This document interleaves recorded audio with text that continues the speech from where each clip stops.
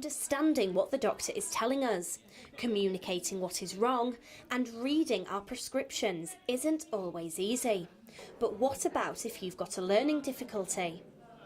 With obesity and being underweight twice as common amongst people with learning difficulties, and nationally with less than 50% of them getting their annual health check, knowing what your rights and responsibilities are is vital. So we've heard a lot that people with learning difficulties in our city feel that they're not really being involved in conversations about their future, what's going to happen.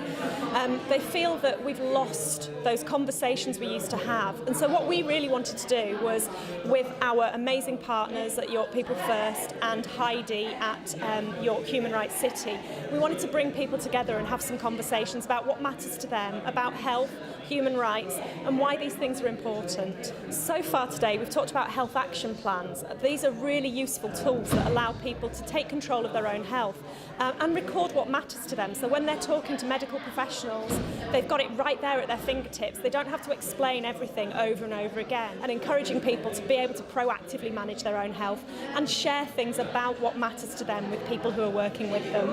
Then we'll be talking about the process of annual health checks.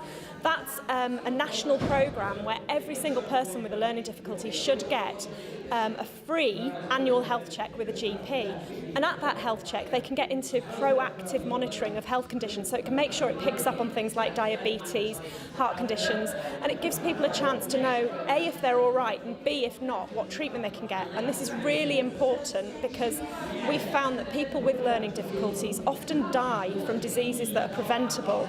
So those annual health checks can actually help save somebody's life.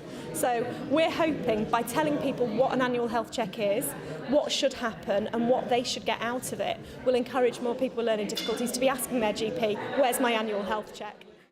So what can GPs do to help people with learning difficulties understand the information that they've been given? One of the things that we've heard is really important for people with learning difficulties is having access to accessible information.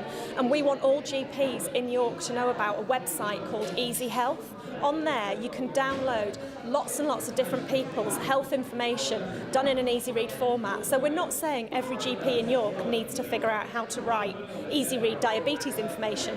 It already exists. We're just wanting to make sure that all GPs know that resource is there for them, so it can make their communication with people with learning difficulties that much simpler. Health Watch York isn't the only group that thinks more needs to be done.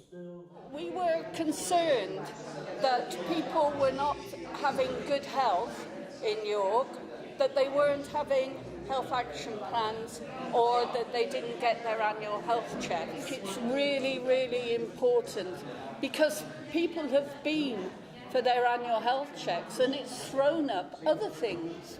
You know, people didn't know they got type 2 diabetes before, and so they can start controlling their diet and doing things like that.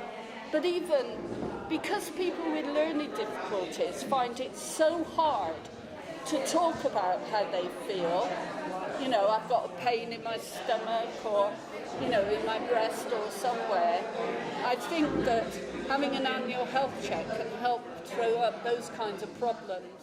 So what are some of the problems that people with learning difficulties face?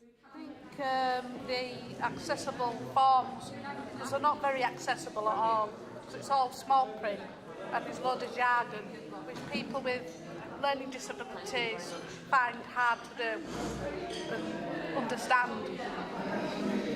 And also maybe when they go to the doctors, there's somebody with high support needs there, and then their support worker, the doctors are talking to their support worker, not the person with high support needs, and it's hard for them because they have difficulty communicating. So the doctor's always talking to the support worker, not the person who's ill. When I go to the hospital and doctors, it's about if the health professionals speak too fast, and then when I go to York Hospital, I always look up for the disability nurse if I ever have to go in.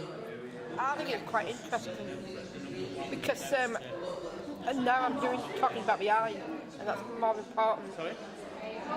And people first helped me to help me to come to learn about health, and it's quite useful actually, just to learn a bit more about health. We're here today to talk about health action plans, working with getting information accessible so that we can actually read it on our own without people just like over our shoulder, because it's not accessible at all. The charity is hoping that this will be just the first step to help people with learning difficulties know how to access the support they need and taking control of their health. Abby Walker, That's TV.